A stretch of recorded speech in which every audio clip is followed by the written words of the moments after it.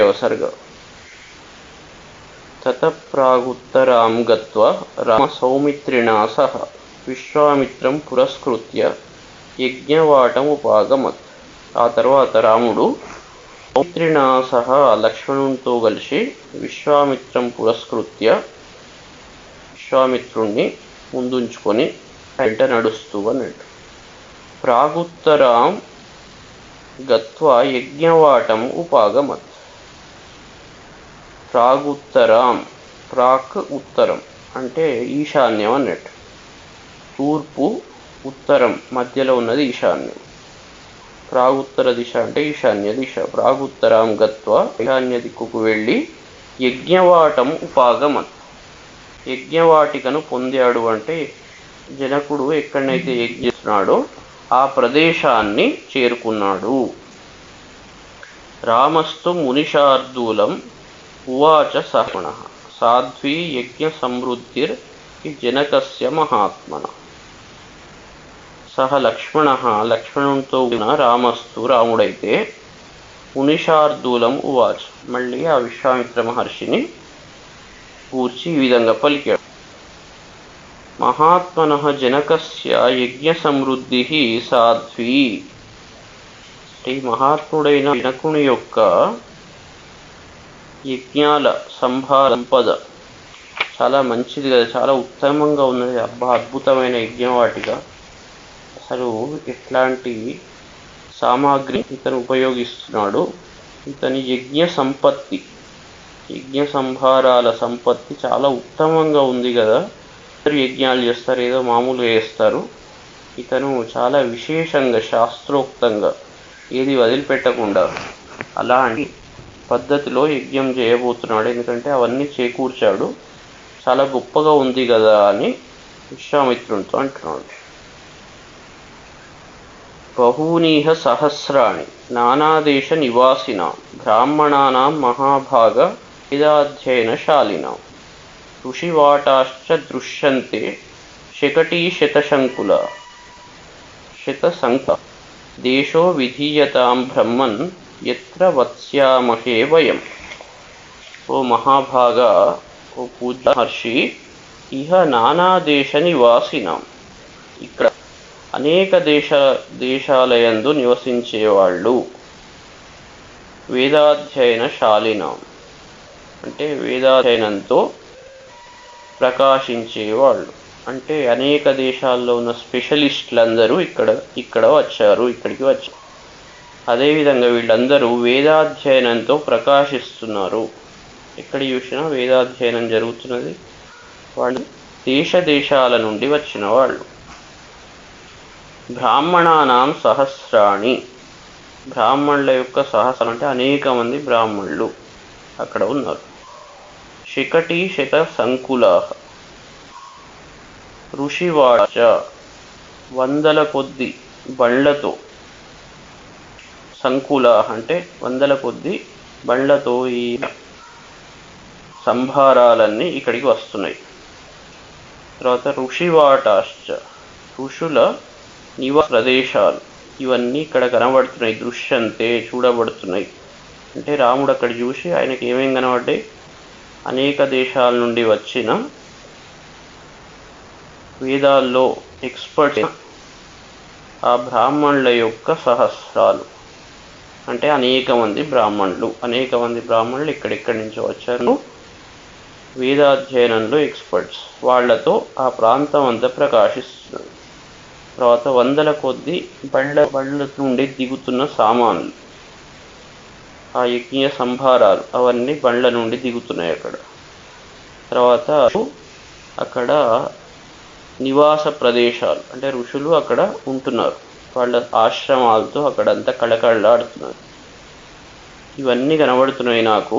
ఏ బ్రహ్మన్ వయం ఎత్ర వత్స్యామహే దేశ యత. సరే, మరి ఇవన్నీ కనబడుతున్నాయి, మనం ఎక్కడ ఉంటాం, మనం ఎక్కడ నివసిస్తామో ఆ ప్రదేశం నిర్ణయించాలా అని అడుగుతున్నాడు. మరి మనం ఎక్కడికి పోతున్నాం? ఇక్కడ ఇవన్నీ కనబడుతున్నాయి, ఋషుల నివాస ప్రదేశాలు, అనేక మంది బ్రాహ్మణులు అందరూ తయారీ చేస్తున్నారు. అందరూ బిజీ ఉన్నారు, మనం ఎక్కడికి పోదాం అని అడుగుతున్నాడు. రామస్య వచనం శ్రుత్వా విశ్వామిత్రో మహాముని వేషం అకరోద్దేశే వివిక్తే సలిలాన్వితే. అప్పుడు మహాముని విశ్వామిత్ర, ఆ మహాముని అయిన విశ్వామిత్రుడు రామస్య వచనం శ్రుత్వా, రాముని యొక్క మాటను విని సలిలాన్వితే వివిక్తే దేశే నివేశం అకరోత్. అంటే సలిలాన్వితే జలాలతో కూడినది. ఎందుకంటే సంధ్యావందనాలు ఏది చేయాలనుకున్నా జలం కావాలి. కాబట్టి మనం ఎక్కడ ఉండబోతున్నామంటే జలంతో కూడిన ప్రదేశంలో, అదేవిధంగా వివిక్తే బాగా జనాలు లేని ప్రదేశంలో, ఏకాంత ప్రదేశం, ప్రశాంతంగా ఉండాలి. తపస్సు చేయాలంటే ఇంత జపం చేసుకోవాలన్నా లుల్లి నడుస్తుంటే ఏం చేస్తాం.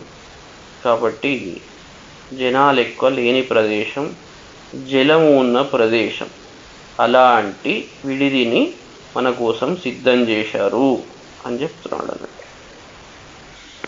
ఎందుకంటే యజ్ఞవాటికి వచ్చినప్పుడు అందరూ అక్కడ దాన్ని కూర్చడానికి అనేక మంది ఉన్నారు.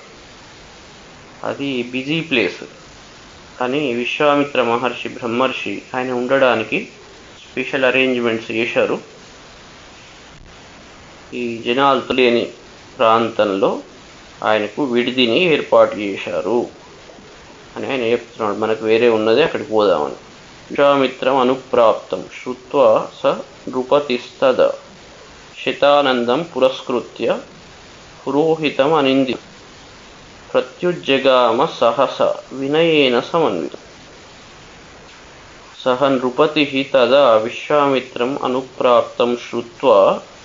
అప్పుడు నృపతి అంటే ఇక్కడ జనక మహారాజు. ఆ జనక మహారాజు విశ్వామిత్ర మహర్షి రాజ్యంలో ప్రవేశించాడు, ఇక్కడికి వచ్చాడు అని విని అనిందిత పురోహితం శతానందం, దోషరహితుడు అయిన పురోహితుడు శాంతుడు అనేవాడిని పురస్కృత్య ముందు పెట్టుకొని, అంటే పురోహితునితో కలిసి వచ్చాడు. పురోహితుడి పేరేంటి అంటే శతానందుడు. ఇలాంటి అంటే దోషరహితుడు అంటే చాలా ఉత్తముడు, మంచివాడు, ఎవరితో ఇలా డీల్ చేయాలనో తెలుసు, అలాంటి వాడు. వినయేన సమర్థ, ఆయనను ముందర పెట్టుకొని రాజు అని డాంబికాలు గర్వంతో వాటితో కాకుండా వినయంతో వినవాడై సహసా ప్రత్యుజ్జగామ, వెంటనే ఆ విషయం తెలిసిన వెంటనే సరే తర్వాత పోదాం, తొందరలైనాక పోదాం అనుకోకుండా వినయంతో వెంటనే ఎదురు వెళ్ళాడు. విషయం తెలియంగానే బయలుదేరాడు. ఋత్విజోపి మహాత్మాన త్వద్ అర్ఘ్యమాదాయ సత్వరం విశ్వామిత్రాయ ధర్మేణ దదుర్మంత్ర పురస్కృతం. మహాత్మాన ఋత్విజోపి, ఆ మహాత్ములైన ఆ ఋత్విక్కులు కూడా, పక్కకున్న వాళ్ళు ఆ ఋత్విక్కులు సత్వరం అర్ఘ్యం ఆదాయ, వెంటనే శీఘ్రంగా డిలే చేయకుండా పూజాద్రి అర్హునికి ఇచ్చేది అర్ఘ్యం. కాబట్టి ఆయనను పూజ చేయడానికి, ఆయనకు అర్ఘ్యం ఇవ్వడానికి ద్రవ్యాలు ఉంటాయో అవన్నీ వెంటనే స్వీకరించి మంత్ర పురస్కృతం, మంత్రపూర్వకంగా, తగిన సామాన్లే కాకుండా మంత్రపూర్వకంగా ధర్మేణ విశ్వామిత్రాయ దదు, ఆ ధర్మంతో ధర్మానుసారంగా ఏ పద్ధతిలో చేయాలో ఆ పద్ధతిలో ఆ విశ్వామిత్రుడికి అవి ఇచ్చారు, సమర్పించారు అన్నట్టు. అంటే విశ్వామిత్రుడిని పూజించారు. ప్రతిగృహ్య చ తాం పూజాం జనకస్య మహాత్మనః పప్రచ్చ కుశలం రాజ్ఞస్య చ నిరామయం. రాగానే ఫస్ట్ మంచినీళ్ళు, కూర్చోవడానికి ఆసనం, ఇవన్నీ ఎట్లనైతే మనం అదేవిధంగా ఆయనకు విశ్వామిత్రునికి ఆ ద్రవ్యాలు సమర్పించి మహాత్మనః జనకస్య తాం పూజ ప్రతిగృహ్య, ఆ మహాత్ముడైన జనకుని యొక్క పూజను విశ్వామిత్ర మహర్షి స్వీకరించి రాజ్ఞః కుశలం యజ్ఞస్య నిరామయంచ పప్రచ్చ. రాజ్ఞః కుశలం అంటే రాజు యొక్క కుశలం, బాగున్నారా, ఎట్లా జరుగుతుంది, బాగుందా, ఆయన యొక్క విషయాలు. అదేవిధంగా యజ్ఞస్య నిరామయం, ఎందుకంటే ఇక్కడికి యజ్ఞాన్ని చూడడానికి, ఆ యజ్ఞం ఎలాంటి బాధలు లేకుండా జరుగుతుందా, అది ఎట్లా ఉంది, దాని విషయాన్ని, ఆ రెండు విషయాలను, రెండు టాపిక్స్ను పప్రచ్చ అడిగాడు. స తాంశ్చాపి మునీన్ పృష్ట్వా సోపాధ్యాయ పురోధసః యథానయం తతఃసర్వైః సమాగచ్చత్ ప్రహృష్టవత్. సహా విశ్వామిత్రుడు సోపాధ్యాయ పురోధసః అంటే ఉపాధ్యాయులు, అదేవిధంగా పురోహితులు, వీళ్లతో కూడిన మునీన్, ఆ మునులను యథాన్యాయం పృష్ట్వ అంటే ఆ విశ్వామిత్రుడు మొదట జనకుణ్ణి అడిగాడు ఆయన కుశలత్వాన్ని. ఆ తర్వాత యజ్ఞం యొక్క విషయాన్ని అడిగి అది పక్కకున్న వాళ్లతో కూడా ముచ్చటించాడు. ఉపాధ్యాయులు, పురోహితులు, వాళ్లతో కూడిన ఆ మునులను యథా న్యాయం ఏ విధంగా అడగాలి, న్యాయానుసారంగా పృష్ట్వా, మళ్ళీ కుశలాధికం అంటే కుశలం మొదలైనవి అవన్నీ అడిగి తతః ప్రహృష్టవత్ సర్వైః సమాగత్, ఆ తర్వాత సంతోషంతో అందరితో కలిసి ఉన్నాడు, అందరితో ముచ్చటించి సంతోషంగా ఉన్నాడు వాళ్ళందరితో. అతరాజా మునిశ్రేష్టం కృతాంజలిరభాషత ఆసనే భగవానాస్తాం సహైభిర్ముని పుంగవైః. అప్పుడు రాజా కృతాంజలి, ఆ రాజైన జనక చక్రవర్తి దోసిలి కట్టుకొని మునిశ్రేష్టం అభాషత, ఆ మునిశ్రేష్ఠుని గురించి ఈ విధంగా పలికాడు. మునిశ్రేష్ఠుడైన విశ్వామిత్ర మహర్షి గురించి ఈ విధంగా, హే భగవన్ ఏభిః సహ ఆసనే ఆస్తాం. ఓ పూజ్యుడవైన భగవన్, మీరు ఈ ముని పుంగవులతో అంటే ఈ మునిశ్రేష్ఠులతో కలిసి ఈ ఆసనంలో మీరు కూర్చోండి, కొద్దిగా రెస్ట్ తీసుకోండి, ఇంతసేపు మాట్లాడి అలసిపోయినారు, నిల్చొనే మాట్లాడుతున్నారు, కూర్చోండి, ఇక్కడ ఆసనంలో కూర్చొని మనము మాట్లాడుకుందాము అని కూర్చుండబెట్టాడు. జనకస్య వచః శ్రుత్వా నిషాద మహామునిః పురోధ ఋత్విజశ్చైవ రాజా చ సహ మంత్రిభిః. జనకస్య వచః శ్రుత్వా, జనకుడు కూడా రాజర్షి, ఆయన కూడా చాలా గొప్పవాడు, అటు చక్రవర్తి ఇటు విదేహుడు అంటే జ్ఞాని, కాబట్టి ఆయన యొక్క మాటను విని మహాముని నిషసాద, ఆ విశ్వామిత్ర మహర్షి కూర్చున్నాడు. కూర్చొని పురోధాహ ఋత్విజశ్చైవ అంటే పురోహితుడు, అదేవిధంగా ఋత్విక్కులు, అదేవిధంగా మంత్రిభిః సహ ఆ మంత్రులతో కలిసి రాజాచ అంటే రాజు కూడా కూర్చున్నాడు. ఈయన చెప్పగానే విశ్వామిత్ర మహర్షి కూర్చోగానే అంతసేపు నిల్చొని మాట్లాడుతున్నారు, చాలాసేపు నిల్చున్నాం, మీరు కూర్చోండి అని ఆయనను కూర్చుండబెట్టాక ఆ మాట విని ఆ మహర్షి కూర్చున్నాడు. ఆయన కూర్చోని మిగిలిన వాళ్ళందరూ కూడా ఆయన చుట్టూ కూర్చున్నారు, పురోహితులు, ఋత్విక్కులు, మంత్రులు, అదేవిధంగా రాజు కూడా, రాజు అంటే జిరాడు, అందరు కూర్చున్నారు. కూర్చొని ఇక మాటలు మొదలు పెడుతున్నారు అన్నట్టు. యుద్ధం మళ్ళీ రేపు యుద్ధం చాలా అద్భుతం, అంటే కన్వర్జేషనల్ ఎట్లెట్లా ఉంటుంది, ఒక లైవ్ కనబడుతుంటుంది అన్నట్టు, ఎట్లా ఉండే వాళ్ళ స్థితిగతులు అవన్నీ ఒక లైవ్ సిచ్యువేషన్ ఎట్లా ఉంటుందో ఇవన్నీ అట్లా ఉంటుంది. కన్వర్జేషనల్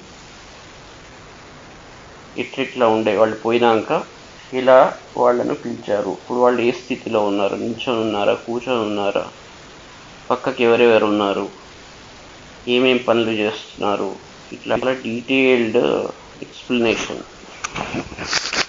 చాలా అద్భుతమైన కావ్యం. అందుకే ఆసనేషు యథా న్యాయం ఉపశాన్ సమంతతః దృష్ట్వా సనృపతిస్తత్ర విశ్వామిత్రం అథాబ్రవీత్. అథ నృపతిః అంటే ఆ తర్వాత రాజు ఎవరు, జనక చక్రవర్తి, తత్ర సమంతత యథాన్యాయం ఆసనేషు, అక్కడ 4 వైపుల న్యాయానుసారంగా ఎక్కడ ఎవరెవరు కూర్చోవాలి అదే పదిలో ఆ ఆసనాల మీద ఉపవిష్టాన్ అంటే ఉన్న వాళ్ళందరినీ దృష్ట్వా విశ్వామిత్రం అబ్రవీత్, ఒక్కసారి చుట్టూ చూశాడు. అన్యాయంగా వాళ్ళక్కడ ఆసనాల మీద కూర్చున్నారు. వాళ్ళందరినీ ఒక్కసారి వీక్షించి విశ్వామిత్రుని గురించి పలికాడు. అద్య యజ్ఞ సమృద్ధిర్మే సఫల దైవతైకృత, అద్య యజ్ఞ ఫలం ప్రాప్తి భగవద్దర్శనాన్మయ. అద్య అంటే ఇవాళ, ఈరోజు అన్నట్టు. మే యజ్ఞవృద్ధి సఫల, ఈరోజు నిజంగా నా యజ్ఞ సంపద ఏదైతే ఉన్నదో అది సఫలమైంది. యజ్ఞానికి అనేక రకాల సామాగ్రి అదేవిధంగా ఎంతో ఇక్కడ పిలిచాం, కానీ ఇప్పుడు నిజంగా యజ్ఞ సంపద పూర్తిగా వచ్చింది అని అనుకుంటున్నా. దైవతై కృత, ఇది దేవతల చేత చేయబడ, ఏదో మనుష్య మాత్రునిగా నేను కొంత సంపాదించా ఈ యజ్ఞ సామాగ్రి, కానీ మిమ్మల్ని ఇక్కడికి పంపి ఆ దేవతలు దీన్ని పూర్తిగా సఫలీకృతం చేశారు అని చెప్తున్నాడు. ఎందుకంటే ఆ యజ్ఞ ప్రిపరేషన్స్ అన్నీ నడుస్తున్నాయి. ఇప్పుడు విశ్వామిత్ర మహర్షి రాగానే నా యజ్ఞ సంపద పూర్తి అయింది, ఆయనను స్తుతిస్తున్నారు. అద్య భగవద్దర్శనాత్ మయా యజ్ఞం ప్రాప్తం, ఈనాడు మీ యొక్క పూజ్యులైన మీ యొక్క దర్శనం మయా యజ్ఞఫలం ప్రాప్తం, యజ్ఞం ఇంకా పూర్తే కాలేదు, కానీ మీరు ఇక్కడికి రావడం వల్ల నా ఫలం ఆల్రెడీ వచ్చేసింది. మీ వల్ల, మీ చేత ఈ యజ్ఞం యొక్క ఫలం పొందబడ్డది అంటున్నారు. మీరు రావడమే యజ్ఞ ఫలము, కాబట్టి నాకు ఆల్రెడీ అది వచ్చేసింది అని ఆ మహాత్ముణ్ణి స్తుతిస్తున్నాడు. ధన్యోస్మి అనుగ్రహీతోస్మి యస్య మే మునిపుంగవ, యజ్ఞోపసదనం బ్రహ్మన్ తోసి మునిభిః సహ. మునిపుంగవ, పుంగవ శబ్దం మళ్ళీ ఉత్తర పదం వచ్చింది కాబట్టి మునిశ్రేష్ఠుడవైన హే బ్రహ్మన్, ఓ బ్రాహ్మణోత్తమ, బ్రహ్మ సమానుడా అన్నట్టు.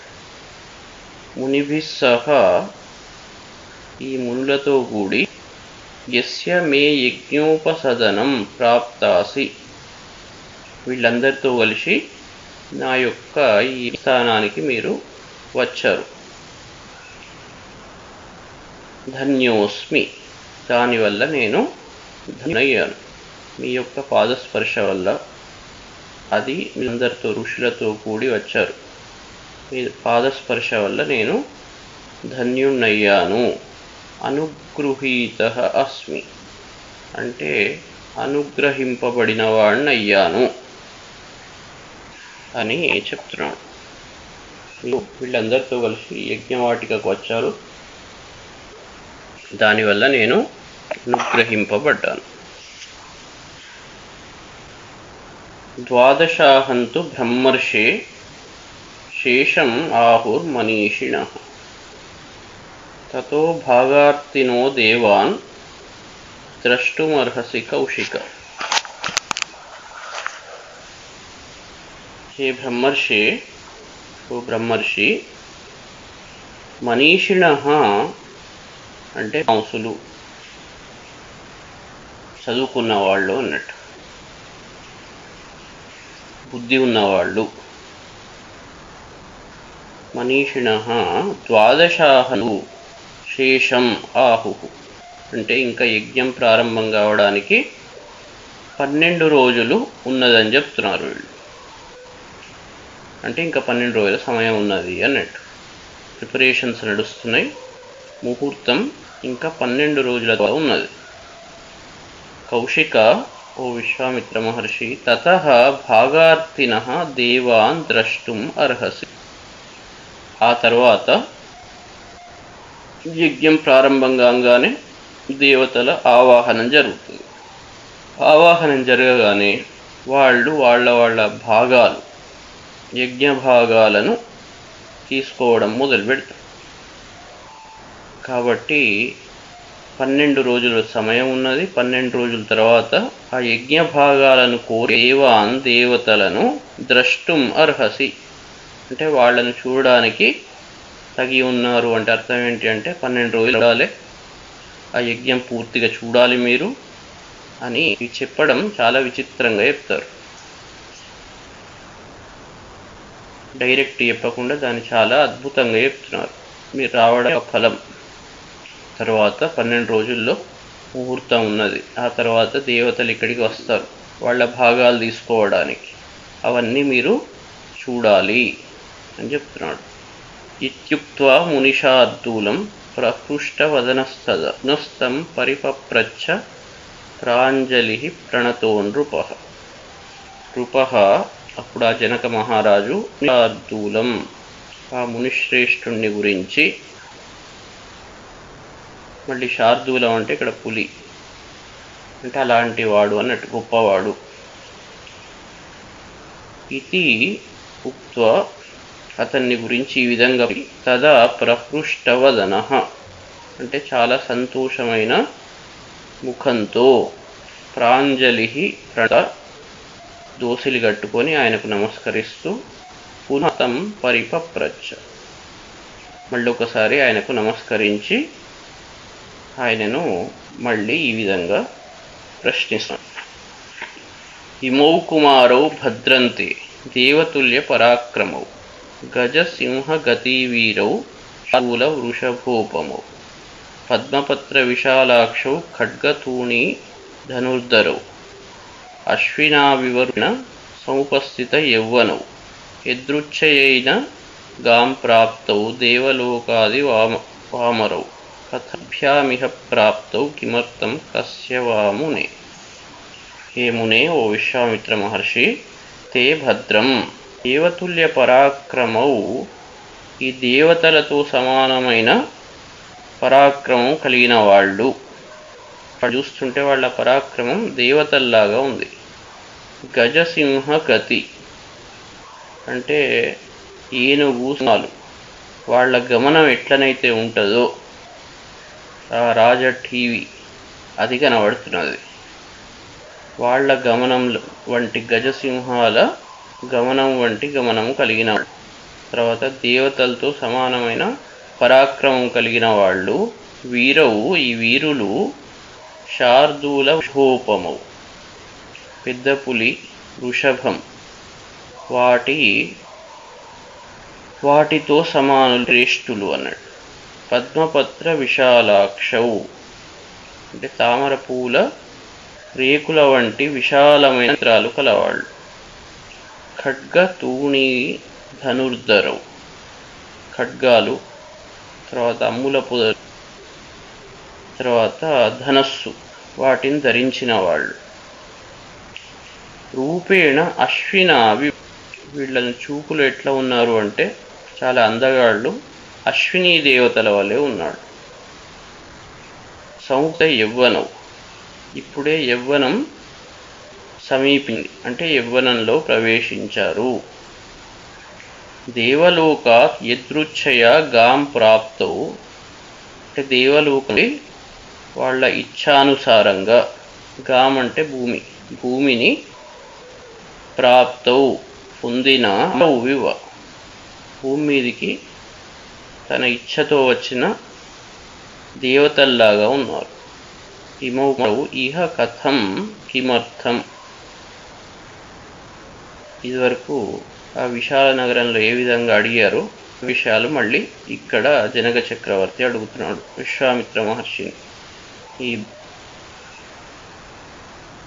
యవనంలో ఉన్న కుమారులు వీళ్ళెవరు, వీళ్ళు చాలా ఇంత తేజోవంతంగా ఉన్నారు, వీళ్ళు ఇక్కడికి ఎందుకు పద్భ్యాం ప్రాప్తౌ, పాదంలో అంటే కాలినడకతో వచ్చారు.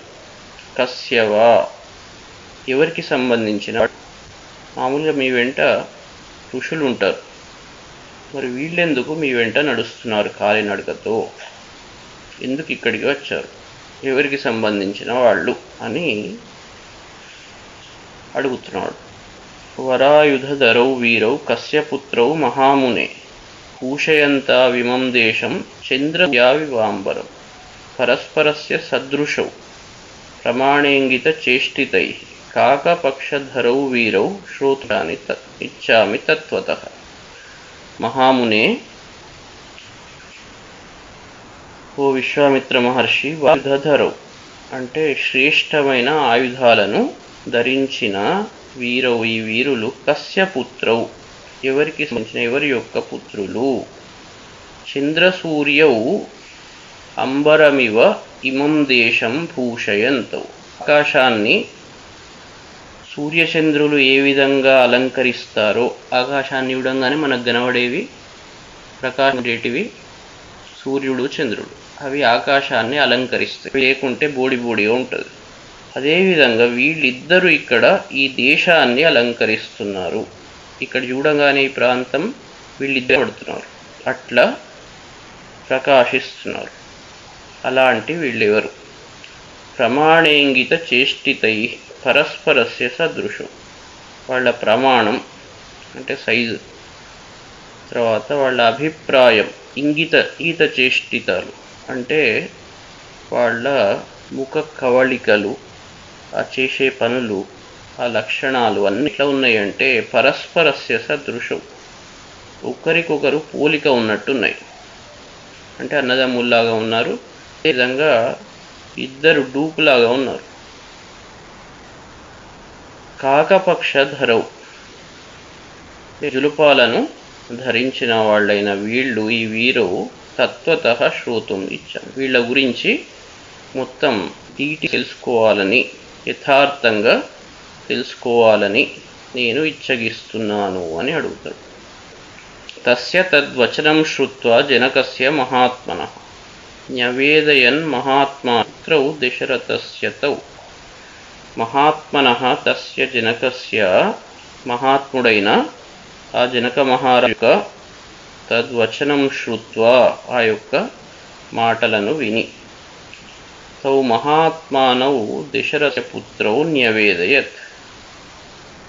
అప్పుడు విశ్వామిత్ర మహర్షి వాళ్ళిద్దరూ రామలక్ష్మణులు దశరథుని యొక్క పుత్రులు అని చెప్పారు. షార్ట్కట్లో చెప్పి, సిద్ధాశ్రమ నివాసంచ రాక్షసానాం వధంత తచ్చాగమన మన్యగ్రం విశాలాయాశ్చ దర్శనం అహల్యా దర్శనం చైవమేన సమాగమం మహాధనుషి జిజ్ఞాసాం కర్తుమాగమనం తథా ఏతత్సర్వం మహాతేజ జయ మహాత్మని నివేద్య విరరామాథ విశ్వామిత్రో మహాముని. మహాతేజాః మహాముని, ఆ గొప్ప తేజస్సు కలిగిన ఆ విశ్వామిత్ర మహర్షి సిద్ధాశ్రమ నివాసంచ అంటే సిద్ధాశ్రమంలో వాళ్ళు ఉన్నవి అని, ఆ నివాసం గురించి, అక్కడ జరిగిన యజ్ఞం, ఆ తర్వాత రాక్షసానాం వధం అంటే ఆ రాక్షసుల యొక్క వధ గురించి, అవ్యగ్రం తత్ ఆగమనం అదేవిధంగా నిర్భయంగా ఇక రావడం గురించి, మధ్య దారి విశేషాలు, విశాలాయా దర్శనం విశాల నగరం యొక్క దర్శనం, అదేవిధంగా అహల్య చేయవ అహల్య యొక్క దర్శనం, గౌతమేన సమాగమం గౌతమ మహర్షితో సమాగమం అంటే అహల్య దర్శనం, గౌతమ మహర్షి దర్శనం. అదేవిధంగా మహాధనుషి జిజ్ఞాసాం కర్తుం ఆగమనం అంటే ఈ గొప్పదైన శివధనస్సు ఏదైతే ఉన్నదో దాని యొక్క జిజ్ఞాస, దాని విషయాన్ని తెలుసుకోవాలనే విషయం కొరకు ఆగమనం ఇక్కడికి జరిగింది. ఇక్కడికి ఎందుకు వచ్చారు మరి? అవన్నీ చేశారు. ఇక్కడికి ఎందుకు వచ్చారంటే ఇక్కడ శివధనస్సు ఉన్నది కదా, దాని గురించి జిజ్ఞాస, అది ఏంటి, దాని గొప్పతనం ఏంటి, ఆ విషయాలు తెలుసుకొని పరీక్ష చేయడం కొరకు ఇక్కడికి వచ్చారు. పరీక్ష అంటే అన్ని వైపుల నుంచి చూడడము అన్నట్టు. టెస్ట్ అంటే అర్థం ఏంటి? పరీక్ష. అన్ని వైపు నుంచి వీళ్ళ తత్వం ఏంటి అని చూడడం, దాన్ని పరీక్ష అంటారు.